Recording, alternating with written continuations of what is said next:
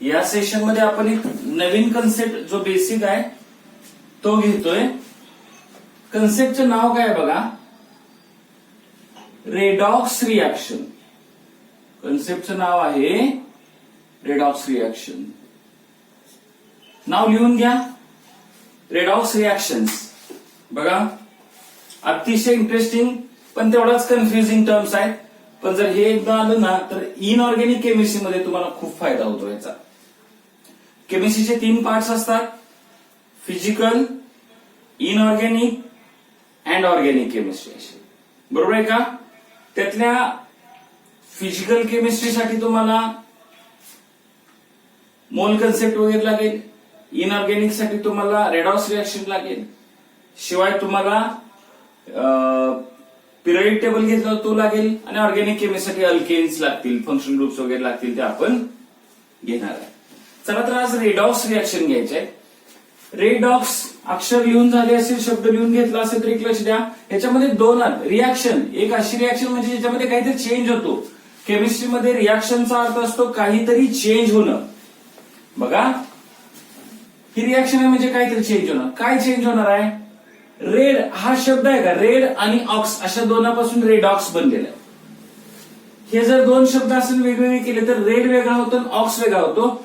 ऑक्सचा अर्थ असतो ऑक्सिडेशन. ऑक्सचा अर्थ काय बघा, ऑक्सिडेशन. आणि रेडचा अर्थ असतो रिडक्शन. आता बघा ऑक्सचा अर्थ ऑक्सिडेशन, रेडचा अर्थ रिडक्शन. आता ऑक्सिडेशन आणि रिडक्शन समजलं तर रेडॉक्स रिॲक्शन समजणार आहे. तुम्हाला इलेक्ट्रॉन ऐकून माहित आहे? काय माहिती तुम्हाला? इलेक्ट्रॉन कुठं असतो? इलेक्ट्रॉन एक ऍटम घेतला तर त्या ऍटमच्या न्यूक्लियसच्या भोवती फिरणारे निगेटिव्हली चार्ज पार्टिकल असतात, त्याला आपण इलेक्ट्रॉन्स म्हणतो. बरोबर आहे का? मग आता काय करायचं असतं, एक इलेक्ट्रॉन्स दिले जातात, घेतले जातात केमिस्ट्रीमध्ये कधी पण. कशासाठी? तर आपण पिरियडिक टेबल मध्ये शिकलेलो आहे की व्हॅलन्स शेल मध्ये किती इलेक्ट्रॉन्स लागतात. एक इलेमेंट घेतला आणि त्या इलेमेंटचा ऍटम घेतला. हे बघा, एक इलेमेंट घ्या, त्या इलेमेंटचा ऍटम घेतला तर त्याच्या व्हॅलन्स शेल मध्ये, आता व्हॅलन्स शेल हा कन्सेप्ट झालाय तुम्हाला. व्हॅलन्स शेल मध्ये किती इलेक्ट्रॉन्स लागतात? 8 इलेक्ट्रॉन्स पाहिजेत म्हणजे पाहिजे. बरोबर का? आता काय होतं बघा, समजा एखादा ऍटम आहे की ज्याच्या व्हॅलन्स शेल मध्ये 8 इलेक्ट्रॉन्स नाहीयेत, 7 इलेक्ट्रॉन्स असतील. किती? 7. तर तो ऍटम स्टेबल नसतो, तो अनस्टेबल असतो. आणि मग स्टेबल होण्यासाठी तो 1 इलेक्ट्रॉन कुणाकडून तरी घेतो. आता एखाद्या ऍटमच्या व्हॅलन्स शेल मध्ये 6 इलेक्ट्रॉन्स असतील तर तो किती इलेक्ट्रॉन घेणार? 2 इलेक्ट्रॉन घेणार. एखाद्या ऍटमच्या व्हॅलन्स शेल मध्ये जर 5 इलेक्ट्रॉन्स असतील तर तो 8 कम्प्लीट करून घेण्यासाठी 3 इलेक्ट्रॉन घेणार. एखाद्या ऍटमच्या व्हॅलन्स शेल मध्ये 1 इलेक्ट्रॉन असेल तर तो 7 इलेक्ट्रॉन घेणार नाही, तो 1 इलेक्ट्रॉन देणार. हे ऑलरेडी बघितलं आपण पिरियडिक टेबल मध्ये. समजा एक, आता आपण असं जाऊया, थोडंसं असं करूया. व्हॅलन्स शेल, व्हॅलन्स शेल मध्ये 1 इलेक्ट्रॉन, 2, 3, 4, 5, 6, 7, 8 एवढे इलेक्ट्रॉन्स असतील असं समजूया. हे आपण इथं 8 इलेमेंटचे ऍटम्स घेतले की ज्यांच्या व्हॅलन्स शेल मध्ये, एकाच्या व्हॅलन्स शेल मध्ये 1 इलेक्ट्रॉन आहे, दुसऱ्याच्या व्हॅलन्स शेल मध्ये 2 इलेक्ट्रॉन, तिसऱ्याच्या व्हॅलन्स शेल मध्ये 3 इलेक्ट्रॉन, चौथ्याच्या व्हॅलन्स शेल मध्ये 4 इलेक्ट्रॉन्स आहेत, 5व्याच्या व्हॅलन्स शेल मध्ये 5 इलेक्ट्रॉन्स आहेत, 6, 7 आणि 8 असे इलेक्ट्रॉन्स आहेत. आता यातला सगळ्यात स्टेबल इलेमेंट कोणता असणार आहे? तर हा इलेमेंट स्टेबल असणार आहे. याची नावं पण पिरियडिक टेबल मध्ये लिहितो, ती जरा तुम्हाला ओळखीची असतील. Hydrogen, beryllium, boron, carbon, nitrogen, oxygen, fluorine आणि निऑन. ही नाव तुम्हाला ऑलरेडी माहित आहे. आता उदाहरण कसं द्यायचं बघा. हायड्रोजनचा ऍटम घेतला तर त्याच्या व्हॅलन्स शेल मध्ये 1 इलेक्ट्रॉन असतो. बेरिलियमचा ऍटम घेतला तर व्हॅलन्स शेल मध्ये 2 इलेक्ट्रॉन. बोरॉनचा ऍटम घेतला तर व्हॅलन्स शेल मध्ये 3 इलेक्ट्रॉन. कार्बनचा घेतला तर 4, नायट्रोजनचा ऍटम घेतला तर व्हॅलन्स शेल मध्ये 5, ऑक्सिजनचा घेतला तर 6, फ्लोरीनचा घेतला तर 7 आणि निऑनचा घेतला तर 8. मग आता व्हॅलेन्स शेल मध्ये 8 इलेक्ट्रॉन्स कोणाच्या आहेत? निऑनच्या. तर हा निऑनचा ऍटम अतिशय स्टेबल असतो आणि जो स्टेबल असतो तो कुणाशीही कंबाईन होत नाही, म्हणून त्याला इनर्ट म्हणलेलं आहे. आता ज्याच्या व्हॅलेन्स शेल मध्ये 8 पेक्षा कमी इलेक्ट्रॉन्स आहेत ते इलेक्ट्रॉन देतील पण घेतील पण, म्हणजे कुणाशी तरी कंबाईन होतील आणि कुणाशी तरी कंबाईन होतील म्हणजे त्यांच्यात बदल होईल आणि त्यांच्यात बदल होईल म्हणजे त्यांची रिॲक्शन होणार. परत चेक करा. हे सगळे इलेमेंट्स बघा इकडचे, हे किती आहेत? 7 इलेमेंट्स. ह्या 7 इलेमेंट मध्ये एकही इलेमेंट असा नाही की ज्याच्या व्हॅलेन्स शेल मध्ये 8 इलेक्ट्रॉन्स आहेत. इकडचे 7 निऑन सोडून. तर यांना सगळ्यांना 8 इलेक्ट्रॉन कंप्लीट करण्यासाठी अगदी आउटर मोस्ट शेलमध्ये बाहेरच्या कक्षेमध्ये त्यांना 8 इलेक्ट्रॉन्स लागतात आणि त्या 8 इलेक्ट्रॉनची संख्या कंप्लीट करण्यासाठी इलेक्ट्रॉन देतील किंवा घेतील. जेव्हा एखादा इलेमेंट इलेक्ट्रॉन देतो किंवा इलेक्ट्रॉन घेतो तेव्हा तो कोणाशी तरी कंबाईन होतो. तो कंबाईन होतो म्हणजे त्याच्यामध्ये चेंज होतो आणि तो चेंज होतो म्हणजे त्याची रिॲक्शन. अर्थ कळाला का? चला आता ह्यातले देणार कोण घेणार कोण बघूया. इकडून जाऊया, इकडून येऊ इकडे. फ्लोरीनच्या व्हॅलेन्स शेल मध्ये 7 इलेक्ट्रॉन्स आहेत, म्हणजे तो इलेक्ट्रॉन देणार की घेणार? एक इलेक्ट्रॉन घेऊ शकतो की. चला हा एक इलेक्ट्रॉन घेणार. ऑक्सिजन किती इलेक्ट्रॉन घेणार की देणार? आपण लास्ट टाइम बघितलेलं आहे. ऑक्सिजनच्या व्हॅलेन्स शेल मध्ये 6 इलेक्ट्रॉन्स आहेत म्हणजे ऑक्सिजन 2 इलेक्ट्रॉन घेणार. नायट्रोजनच्या व्हॅलेन्स शेल मध्ये 5 इलेक्ट्रॉन्स आहेत. 8 कंप्लीट करण्यासाठी त्याला 3ची आवश्यकता आहे, तो 3 इलेक्ट्रॉन घेणार. कार्बनचं नंतर पाहू. इकडे बोरॉन करूया. बोरॉनच्या व्हॅलेन्स शेल मध्ये 3 इलेक्ट्रॉन्स आहेत. तो ऑक्टेट पूर्ण करण्यासाठी एकतर 5 घेईल किंवा 3 देईल. 5 घेण्यापेक्षा 3 देणं सोपं असतं म्हणून हा 3 इलेक्ट्रॉन देणार. What about beryllium? 8 electron complete करण्यासाठी त्याला 6 इलेक्ट्रॉन घ्यावे लागतील किंवा 2 इलेक्ट्रॉन द्यावे लागतील. हा 2 इलेक्ट्रॉन देणार. आणि हायड्रोजन 1 इलेक्ट्रॉन देणार. आता जरा बारकाईन बघा, इकडे जे सगळे आहेत ते इलेक्ट्रॉन देणारे आहेत. इकडं बघा इलेक्ट्रॉन घेणारे आहेत. आता इंग्लिशमध्ये जर सांगायचं म्हटलं, see these elements can donate electron and these elements can accept electron. बरोबर ना? मी याला असं लिहितो की हे इलेक्ट्रॉन काय करू शकतात? डोनेट करू शकतात. हे काय करणार आहेत? इकडचे ऍक्सेप्ट करणार आहेत. इलेक्ट्रॉन देतात त्याला आपण म्हणतो लॉस ऑफ इलेक्ट्रॉन. लॉस म्हणजे दिले किंवा गेले. ऍक्सेप्टला अजून एक वर्ड आहे गेन ऑफ इलेक्ट्रॉन. आता तुम्ही म्हणणार कार्बन का मध्ये ठेवला? तर कार्बनच्या व्हॅलेन्स शेल मध्ये 4 इलेक्ट्रॉन्स असतात आणि या कार्बनच्या व्हॅलेन्स शेल मध्ये 4 इलेक्ट्रॉन असल्यामुळे हा कार्बन 4 इलेक्ट्रॉन देऊ पण शकतो, 4 इलेक्ट्रॉन घेऊ पण शकतो. हे कशावर ठरतं? इकडे बघा, हा कार्बन आहे की ज्याच्या व्हॅलेन्स शेल मध्ये 4 इलेक्ट्रॉन आहे. हा कार्बन जर इकडच्या कुठल्याही इलेमेंट सोबत आला असा तर हे सगळेजण ह्याला इलेक्ट्रॉन देणार, मग हा घेणार. आणि हा कार्बन जर इकडच्या इलेमेंट सोबत जर कंबाईन झाला तर हे सगळे कार्बन कडून इलेक्ट्रॉन घेणार. म्हणजे कार्बन इलेक्ट्रॉन द्यायची पण क्षमता ठेवतो आणि कार्बन इलेक्ट्रॉन घेण्याची पण क्षमता ठेवतो. आता बघा, इलेक्ट्रॉन कुणी पण दिला, समजा एक ऍटम आहे त्याने त्याच्या व्हॅलेन्स शेल मधला इलेक्ट्रॉन दिला तर त्या रिॲक्शनला आपण म्हणतो oxidation. Oxidation is a loss of electron. Loss of electrons. आणि जिथे जिथे इलेक्ट्रॉन कोणतर देतो, जेव्हा इलेक्ट्रॉन दिला की त्या रिॲक्शनला आपण नाव द्यायचं ऑक्सिडेशन. अर्थ कळाला? ऑक्सिडेशन म्हणजे लॉस ऑफ इलेक्ट्रॉन. आणि ह्याच्या पूर्णपणे विरुद्ध एक्झॅक्टली अपोजिट आहे रिडक्शन. रिडक्शनचा अर्थ असतो reduction is gain of electrons. इलेक्ट्रॉनचा काय असतो? तो गेन, म्हणजे इलेक्ट्रॉन्स घेणं. आता केमिस्ट्रीमध्ये ह्या अतिशय महत्वाच्या 2 डेफिनेशन्स आहेत, 2 कन्सेप्ट आहेत. एक ऑक्सिडेशन आणि एक रिडक्शन. ऑक्सिडेशन म्हणजे काय? Loss of electron. एखाद्या ऍटमनं इलेक्ट्रॉन दिला, मग तो 1 इलेक्ट्रॉन देऊ दे, 2 देऊ दे, 3 देऊ दे, किती द्यायची तेवढी देऊ दे. इलेक्ट्रॉन दुसऱ्याला दिले की तिथं त्या रिॲक्शनला नाव द्यायचं आपण ऑक्सिडेशन. इलेक्ट्रॉन घेतले गेले की त्या रिॲक्शनला त्याचं रिडक्शन. मग 1 इलेक्ट्रॉन देऊ दे, 2 इलेक्ट्रॉन देऊ दे, 1 इलेक्ट्रॉन घेऊ दे, 2 किती पण देऊ देत, किती पण घेऊ देत. ऑक्सिडेशन रिडक्शनचा अर्थ समजला का? चला, ऑक्सिडेशन आणि रिडक्शनची डेफिनेशन पहिली लिहून घ्या. हे खालचं काही लिहायची गरज नाही, फक्त ऑक्सिडेशन रिडक्शनची डेफिनेशन लिहून घ्या. चला घ्या.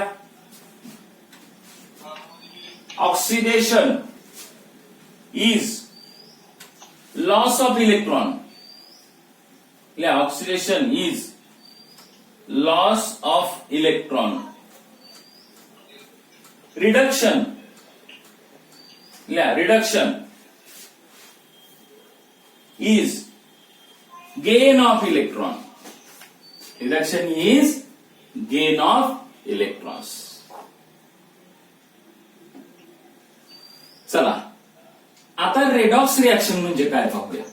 कुठली बघायची आपल्याला? Redox reaction. याचं डेफिनेशन बघायचं आपल्याला. रेडॉक्स रिॲक्शन कशी असते इकडे बघा. एक इमॅजिन करा, सगळ्यांनी इकडं स्क्रीनवर लक्ष द्या. माझा हा उजवा हात आहे, हा एक ऍटम आहे. माझा हा डावा हात आहे, हा दुसरा ऍटम आहे. बरोबर आहे का? आता काय होतं बघा, हा माझ्या हातातला मार्कर आहे ना, तो एक इलेक्ट्रॉन आहे असं समजा. माझ्या हातातला हा जो मार्कर आहे तो काय समजा? इलेक्ट्रॉन आहे समजा. हे बघा, आणि माझ्या हाताला ए नाव देऊया आपण, ह्या हाताला बी नाव देऊया. हे बघा, ए कडे इलेक्ट्रॉन आहे, बी कडे इलेक्ट्रॉन नाहीये. आता इकडे लक्ष द्या. बघा, इलेक्ट्रॉन कुणी दिला? ए न दिला.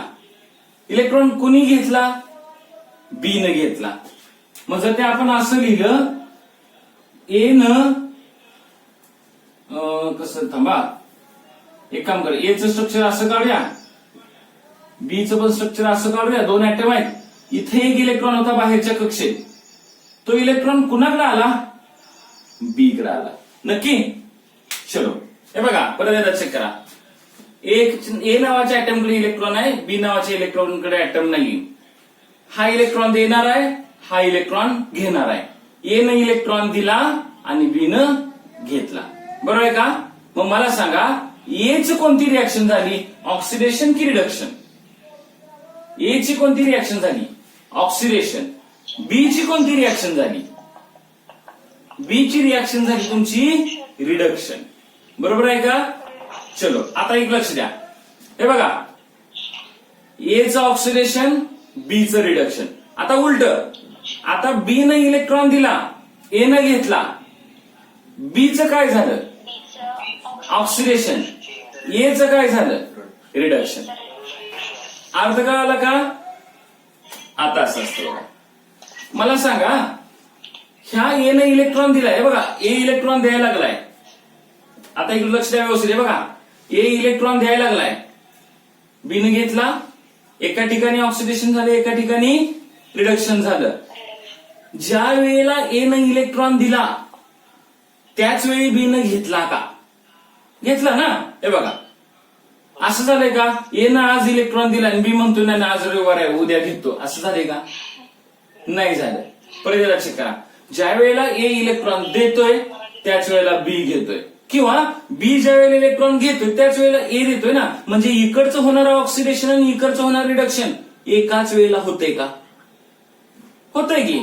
आणि मग एक अशी रिॲक्शन की जिथं ऑक्सिडेशन आणि रिडक्शन एकाच वेळी होतात त्याला आपण म्हणतो रेडॉक्स रिॲक्शन. मग आता डेफिनेशन कशी लिहितो जरा अगोदर रीड करा. द रिॲक्शन इन विच, म्हणजे अशी reaction oxidation and reduction takes place, म्हणजे होणे सायमुल्टेनियसली. सायमुल्टेनियसलीचा अर्थ माहित आहे ना? एकाच वेळी. केमिस्ट्री मधली एक अशी रिॲक्शन ज्याच्यामध्ये ऑक्सिडेशन आणि रिडक्शन एकाच वेळेला होतं, that is called as a redox reaction. बरोबर आहे ना? एक ऍटम इलेक्ट्रॉन देणार तर पुढे घेणारा पाहिजेच, आणि घेणारा असेल तर देणारा पाहिजेच. ज्यावेळी इलेक्ट्रॉन दिला जाईल त्याच वेळेला घ्यायला पाहिजे, ज्या वेळेला घेतला जाईल त्याच वेळेला दिला पाहिजे. म्हणजे एक अशी रिॲक्शन ज्या वेळेला ऑक्सिडेशन आणि रिडक्शन एकाच वेळेला होतात, that reaction is called as a redox reaction. अर्थ कळाला का? मग एका रेडॉक्स रिॲक्शन मध्ये आता एक लक्ष द्या, परत एकदा चेक करा बघा, ही रेडॉक्स रिॲक्शन आहे का? मी मार्कर इकडचा तिकडे टाकला म्हणजे रेडॉक्स रिॲक्शन आहे का? आहे की.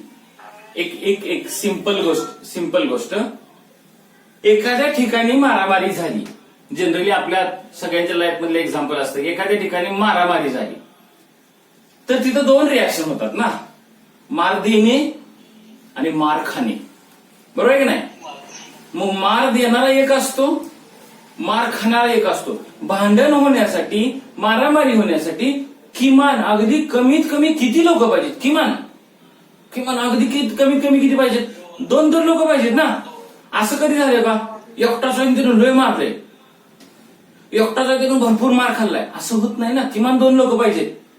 म्हणजे मार देणं आणि मार घेणं एकाच वेळेला होतं का नाही? आता बघा, आपण मार हा जर इलेक्ट्रॉन म्हटलं तर देणारा आणि घेणारा एका ठिकाणी पाहिजेत का नाही? मार दिला तर घेणारा पाहिजे, मार घेतला किंवा खाल्ला तर देणारा पण पाहिजे, म्हणजे तिथं 2 गोष्टी पाहिजेत का नाही? मग आपली मारामारी म्हणजे रेडॉक्स रिॲक्शन आहे का? चेक करा. रेडॉक्स रिॲक्शन म्हणजे काय? मारामारी. चांगले एक्झाम्पल पण करायची नाही बरं का, आणि केलं तरी मार खायचं नाही, त्या देऊन यायचं. मारामारी म्हणजे रेडॉक्स रिॲक्शन, म्हणजे एकानं मार द्यायचा दुसऱ्यानं खायचा. जो मार देतो म्हणजे इलेक्ट्रॉन देतो त्याचं ऑक्सिडेशन होणार, जो इलेक्ट्रॉन घेतो त्याचं रिडक्शन होणार. अर्थ कळाला का? आता काय करूया, रेडॉक्स रिॲक्शनचा जो वर्ड आहे ना तो बोर्डवरचा परत आणि एकदा रीड करा. हे बघा, ऑक्स म्हणजे काय? ऑक्सिडेशन, रेड रिडक्शन, बरोबर आहे की नाही? मग दोन्ही शब्द एकत्र घेतले याचा अर्थ दोन्ही रिॲक्शन एकाच वेळेला होणार का नाही? दोन्ही रिॲक्शन काय होणार आहे? एकाच वेळेला होणार आहे. इथपर्यंत कळालं का? चलो, write down the definition of redox reaction. लिहा, रेडॉक्स रिॲक्शनची डेफिनेशन लिहा. लिहिलं? The reaction in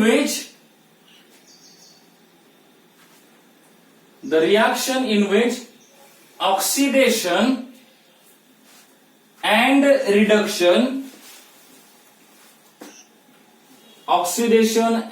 reduction takes place simultaneously. The reaction in which oxidation and reduction takes place simultaneously is called as a redox reaction. बरोबर आहे का? चला आता आपण थोडंसं ह्याच्या पुढे जाऊया. मी हे क्लीन करता करता तुम्हाला डेफिनेशन परत एकदा रिवाइज करतो. बघा, मराठीत लक्ष द्या. ऑक्सिडेशनचा अर्थ काय? इलेक्ट्रॉन देणं. रिडक्शनचा अर्थ काय? इलेक्ट्रॉन घेणं. आणि रेडॉक्स रिॲक्शनचा अर्थ इलेक्ट्रॉन देणं आणि घेणं एकाच वेळेला होणं. ओके, चला आता बोलू नका आणि फक्त इकडे लक्ष द्या. मी तुम्हाला एक ऍटमचं स्ट्रक्चर, ऍटम कसा असतो हे सांगितलं होतं. इकडे बघा, ऍटम आपण गोल कन्सिडर करूया, असा स्पेरिकल. इथं काय असतं माहितीये ना? न्यूक्लियस. आणि त्या न्यूक्लियस मध्ये कोण असतात? प्रोटॉन्स. हे बघा, ऍटमचा न्यूक्लियस असतो आणि न्यूक्लियस मध्ये प्रोटॉन्स असतात. त्या प्रोटॉनवर पॉझिटिव्ह चार्ज असतो, हे सगळ्यांना माहित आहे. बरं, न्यूक्लियसच्या भोवती शेलमध्ये कोण फिरतात? इलेक्ट्रॉन्स. शेलमध्ये कोण फिरतात? इलेक्ट्रॉन्स. आता गंमत बघा काय होते की त्याच्यावर चार्ज कोणता असतो? निगेटिव्ह. बरं, हे तुम्हाला पिरियडिक टेबल मध्ये आपण शिकवलं होतं का? आठवतंय का? एखाद्या ऍटम मध्ये 3 प्रोटॉन असतील तर इलेक्ट्रॉन्स किती असणार? एखाद्या ऍटम मध्ये 3 प्रोटॉन असतील तर इलेक्ट्रॉन्स किती असणार? बोर्डवर बघून सांगताय, मला माहित आहे, कारण इथं 3 काढले 3. मग एखाद्यामध्ये 5 प्रोटॉन्स असतील तर इलेक्ट्रॉन्स किती असणार? 5. जेवढे प्रोटॉन तेवढे इलेक्ट्रॉन. आता लक्ष द्या, मी आता पॉझिटिव्ह निगेटिव्ह चार्ज बॅलन्स आहे. बघा, हा जो मी ऍटम काढलाय, ह्या ऍटम मध्ये किती प्रोटॉन दिसत आहेत तुम्हाला बोर्डवर? 3. 1, 2 आणि 3. इलेक्ट्रॉन्स किती दिसत आहेत? 1, 2, 3. बरोबर आहे. आता ह्या ऍटम मध्ये 3 प्रोटॉन आणि 3 इलेक्ट्रॉन्स आहेत, बरोबर आहे का? चला, चार्ज बॅलन्स्ड आहे का? पॉझिटिव्ह चार्ज आणि निगेटिव्ह चार्ज जर इक्वल असतील तर त्याला आपण काय म्हणतो? Balanced charge. हे बघा, मी इथं लिहितोय positive charge is equal to negative charge. असं जिथं चित्र असेल तर त्याला आपण म्हणतो न्यूट्रल ऍटम, बरोबर आहे का? म्हणतात की न्यूट्रलचा अर्थ काय? पॉझिटिव्ह निगेटिव्ह कसं पाहिजे? इक्वल पाहिजे. मग हा न्यूट्रल ऍटम आहे का? आता लक्ष द्या, या ऍटमचं ऑक्सिडेशन जर झालंच तर काय होईल? ह्याचं ऑक्सिडेशन झालं तर हा इलेक्ट्रॉन देणार की घेणार? देणार. मग ह्या 3 मधलाच एक इलेक्ट्रॉन बाहेर पडेल ना. एक इमॅजिन करा, ह्या 3 मधला हा इलेक्ट्रॉन ह्यानं कोणाला तर दिला, तर कोणाला दिला ह्याचं आपल्याला घेणं देणं नाही. कोणतं असेल समोर दिला असणार. त्यानं एक इलेक्ट्रॉन दिला का? दिला. मग ह्याच्यामध्ये एक इलेक्ट्रॉन कमी झाला ना. हे बघा, गेला की हा इलेक्ट्रॉन, एक इलेक्ट्रॉन कमी झाला ना. आता चार्ज बॅलन्स आहे का? चार्ज बॅलन्स नाहीये का? तर प्रोटॉन म्हणजे पॉझिटिव्ह चार्ज 3 होता तसाच राहिला, पण इलेक्ट्रॉन जो निगेटिव्ह चार्ज होता ते निगेटिव्ह चार्ज किती राहिले? 2च राहिले. आता कम्पेअर करा, कुठला चार्ज कमी आहे आणि कुठला चार्ज जास्त आहे? एक निगेटिव्ह चार्ज, एक इलेक्ट्रॉन कमी झाल्यामुळं एक पॉझिटिव्ह चार्ज एक्स्ट्रा झाला का? बरोबर आहे ना. म्हणजे एखाद्या ऍटम मधून एक इलेक्ट्रॉन बाहेर पडला तर त्याचा जो न्यूट्रल ऍटम असतो न्यूट्रलिटी बिघडते. मग एक पॉझिटिव्ह चार्ज जास्त झाला ना तर काय म्हणायचं? याला आपण म्हणायचं पॉझिटिव्ह चार्ज ऍटम तयार झाला. म्हणजे ह्याच्यावर चार्ज कुठला येणार माहितीये का? ह्या ऍटमवर प्लस चार्ज येणार. समजा आता 3 प्रोटॉन्स होते, म्हणजे हा ऍटम कुणाचा असणार माहितीये का? लिथियमचा. आठवतोय का? ऍटॉमिक नंबर 3 कुणाचा होता? लिथियमचा. आता परत मी पहिल्यापासून करतो. हे बघा, लिथियमचा ऍटम मी इथं लिहिलाय, 3 प्रोटॉन 3 इलेक्ट्रॉन. म्हणजे त्याचं मी इक्वेशन असं लिहिणार आहे. आता ऑक्सिडेशनची रिॲक्शन कशी लिहायची बघा. हा लिथियम आहे, न्यूट्रल आहे का? वर कुठे चार्ज दिसतोय का? केमिस्ट्रीमध्ये एक ऍटमचं सिम्बॉल लिहिलं असेल असं, आणि त्या सिम्बॉलच्या वर पॉझिटिव्ह निगेटिव्ह काहीही नसेल तर समजायचं तो न्यूट्रल आहे, बरोबर का? आणि न्यूट्रल आहे याचा अर्थ काय? त्याच्यावर पॉझिटिव्ह आणि त्याच्यावर निगेटिव्ह चार्ज इक्वल आहे, बरोबर आहे का? बघा, इथं 3 पॉझिटिव्ह 3 निगेटिव्ह चार्जेस आहेत की आता. परंतु समजा मी ह्यातनं एक इलेक्ट्रॉन काढला किंवा ह्यानं एक इलेक्ट्रॉन देऊन टाकला तर एक पॉझिटिव्ह चार्ज जास्त झाला. आता तुम्ही एक पॉझिटिव्ह चार्ज जास्त झाला याचा अर्थ असा घेऊ नका कमी झाला. किती इलेक्ट्रॉन कमी झाले यातून? किती इलेक्ट्रॉन बाहेर पडले? एक इलेक्ट्रॉन बाहेर पडला. एक इलेक्ट्रॉन बाहेर पडले, ह्या लिथियमवर चार्ज किती येणार आहे? 1+. म्हणजे लिथियमचं कन्व्हर्जन कशात झालं? Li+ मध्ये. आता हा Li कसा लिहिलाय बघा, हा Li कसा लिहिलाय, फरक कळतोय? हा Li न्यूट्रल आहे की ज्याच्यामध्ये प्रोटॉन आणि इलेक्ट्रॉनची संख्या सेम आहे. आता इथं आपण लिथियमचं एक्झाम्पल घेतलं म्हणून 3 म्हणूया आपण. Li+ चा अर्थ काय? Li+ चा अर्थ असा असतो, +1 लिहिलंय का? याचा अर्थ इथं जिथं न्यूट्रल आहे म्हणजे इलेक्ट्रॉन आणि प्रोटॉनची संख्या इक्वल आहे, त्याच्यापेक्षा इथं एक इलेक्ट्रॉन कमी आहे. अर्थ कळाला का? एक इलेक्ट्रॉन कमी आहे याचा अर्थ काय झालेला असणार आहे? एक इलेक्ट्रॉन बाहेर पडलेला असणार आहे. म्हणजे ही रिॲक्शन कुठली झाली तुमची? ऑक्सिडेशनची. चलो, आता दुसरी गोष्ट. ए नावाचा एक ऍटम आहे आणि ए नावाच्या ऍटमचा A+ तयार होतो. ही रिॲक्शन मला तुम्ही एक्सप्लेन करायची आहे. बरं काय बघा, इथं ए कोण आहे? वर चार्ज काय आहे का? न्यूट्रल आहे. याचा अर्थ काय? ह्या ए मध्ये इलेक्ट्रॉन आणि प्रोटॉन दोघांची संख्या कशी आहे? सेम आहे. What will be the meaning of A+? ए मधून एक इलेक्ट्रॉन बाहेर पडला म्हणून A+ तयार झालं. ही रिॲक्शन कशाची? ऑक्सिडेशन.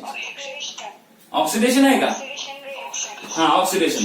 मग ऑक्सिडेशनच्या 2 रिॲक्शन बघितल्या. ऑक्सिडेशन रिॲक्शन मध्ये कॅटायन तयार होतो. कॅटायन म्हणजे असा आयन, हे बघा आयन लिहिले का, आयोयन. आयन म्हणजे त्याच्यावर चार्ज पाहिजे आणि कॅटायनचा अर्थ पॉझिटिव्ह चार्ज. मग ऑक्सिडेशनच्या रिएक्शन मध्ये पॉझिटिव्ह चार्ज तयार होतो. इथपर्यंत क्लिअर झालं. चलो आता लिहून घेऊ नका, फक्त लक्ष द्या. परत एकदा आपण काय करूया, लिथियमचं एक्झाम्पल घ्या. मी हा लिथियमचा ऍटम काढलाय का बघा इथं, आणि इथं परत निगेटिव्ह चार्ज येतो, म्हणजे हा न्यूट्रल लिथियम आहे का. चलो आता काय करूया, ह्या लिथियमनं समजा बाहेरून एक इलेक्ट्रॉन जर ह्याच्या आत घेतला तर रिडक्शन होईल का नाही. बाहेरून एक इलेक्ट्रॉन घेतला, पण इलेक्ट्रॉन घ्यायच्या अगोदर तो लिथियम असा होता का, Li. पण त्यानं एक इलेक्ट्रॉन जर घेतला तर एक निगेटिव्ह चार्ज जास्त झाला ना. एक निगेटिव्ह चार्ज झाला तर त्याच्यावर चार्ज कुठला येणार आहे, निगेटिव्ह. म्हणजे Liचं कन्व्हर्जन कशात झालं, Li मायनस मध्ये. हा, निगेटिव्हली चार्जड एनायन. म्हणजे रिडक्शन मध्ये एनायन तयार होतो, ऑक्सिडेशन मध्ये कॅटायन तयार होतो. आता हा निगेटिव्ह चार्ज जेव्हा इथं असा लिहिलाय, याचा अर्थ हे वाचायला शिकायचं, पाठ अजिबात करायचं नाही. केमिस्ट्रीमध्ये जो वाचायला शिकला ना त्याला सगळं येतं. हे बघा मी इथं तुम्हाला Li प्लस पण दिलाय आणि Li मायनस पण दिलाय. Li प्लसचा अर्थ काय माहितीये का, Li मधून एक इलेक्ट्रॉन बाहेर पडलाय. Li मायनसचा अर्थ काय, एक इलेक्ट्रॉन काय झालाय, आत आलाय का. हा, एक इलेक्ट्रॉन घेतला असेल. गुड.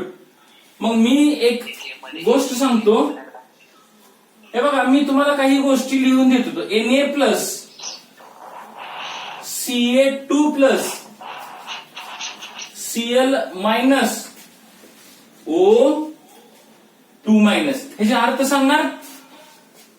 चला, Na प्लसचा अर्थ काय असणार आहे,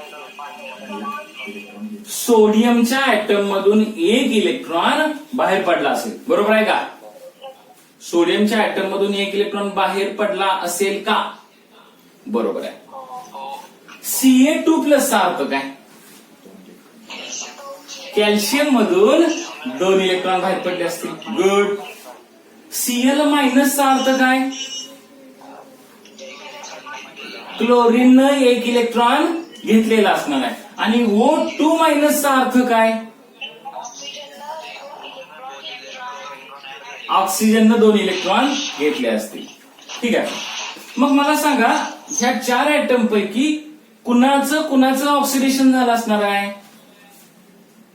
सोडियम आणि कॅल्शियमचं काय झालं असेल, ऑक्सिडेशन.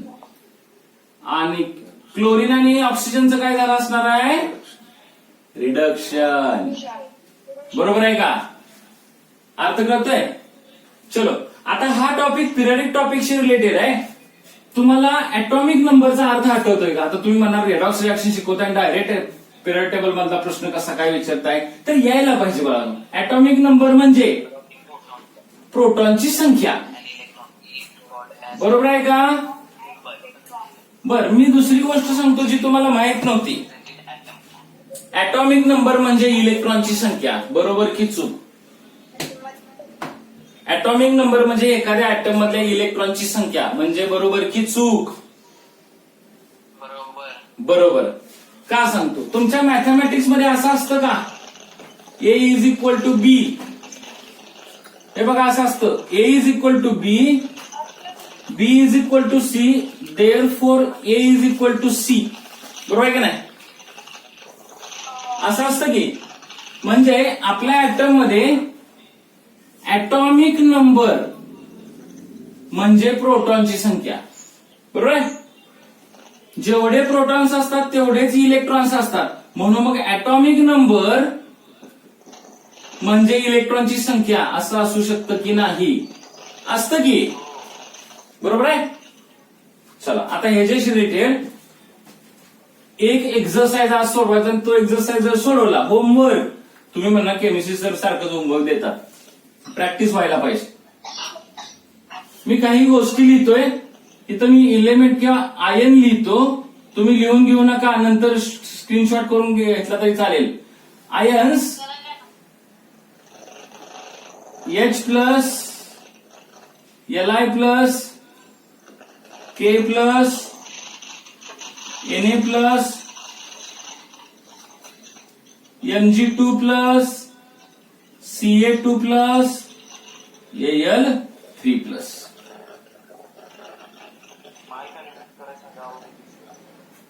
आता काय काय लिहायचंय सांगतो.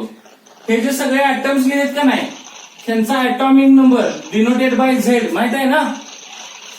ह्याच्यातल्या प्रोटॉनची संख्या आणि ह्याच्यामधल्या इलेक्ट्रॉनची संख्या. मी एक दोन फक्त सांगतो, बाकी सगळं तुम्ही घरातून घेऊन आणायचं. इकडे बघा, मी सगळे तुम्हाला ऍटम्स दिले तिकडे, सॉरी आयन्स दिले. आता H प्लस म्हणजे कोण? हायड्रोजनचा कॅटायन असणार आहे, बरोबर आहे का. हे बघा, हायड्रोजनचा ऍटॉमिक नंबर इथे लिहायचा तुम्ही. मी एक दोन सोडून देतो, बाकी तुम्ही सोडा, अजिबात लिहू नका. थांबा, हे बघा, हायड्रोजनचा ऍटॉमिक नंबर 1 असतो. हे पिरियड टेबल मध्ये झालंय. चला, एक प्रोटॉन, हायड्रोजनचा ऍटॉमिक नंबर 1 आहे, म्हणजे हायड्रोजन मध्ये प्रोटॉन किती? 1. मग हायड्रोजन मध्ये इलेक्ट्रॉन्स किती असणार आहे? 1. पण इथं प्लस चार्ज आहे ना, म्हणजे 1 इलेक्ट्रॉन कमी झाला, जो होता तो दिला गेला. त्यामुळे H प्लस मध्ये असं असेल का बघा, 1 प्रोटॉन आणि एकही इलेक्ट्रॉन नसणार, 0 इलेक्ट्रॉन असणार, बरोबर आहे. चलो, लिथियम ऍटॉमिक नंबर 3 आहे का, म्हणजे त्याच्यात प्रोटॉन 3 असणार आहेत, पण इथं प्लस. याचा अर्थ काय? 1 इलेक्ट्रॉन दिला गेलेला असणार आहे, म्हणजे 3 मधला 1 इलेक्ट्रॉन दिले 2. चला, K प्लस पोटॅशियमचा ऍटॉमिक नंबर माहित आहे का?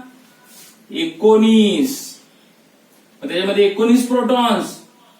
इलेक्ट्रॉन्स किती असणार आहेत? 19 प्रोटॉन म्हणजे 19 इलेक्ट्रॉन्स असायला पाहिजेत, पण 1 प्लस चार्ज म्हणजे 1 इलेक्ट्रॉन कमी झाला, 18. अर्थ कळाला? हे असं सोडवणार. चलो, आता मी तुम्हाला अजून आयन्स देतो, त्याच्यामधला ऍटॉमिक नंबर लिहायचा, त्याच्यामधल्या प्रोटॉनची संख्या आणि त्याच्यामध्ये इलेक्ट्रॉनची संख्या लिहायची. कसं असेल? B3 plus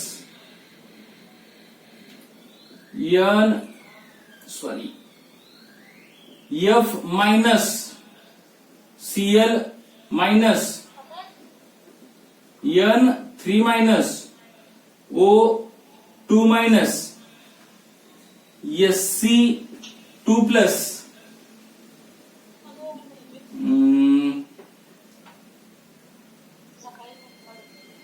Br minus. ह्या सगळ्यांचे ऍटॉमिक नंबर, त्याच्यातल्या प्रोटॉनची संख्या आणि इलेक्ट्रॉनची संख्या एवढं लिहून आणाल का? चलो आता ठीक आहे.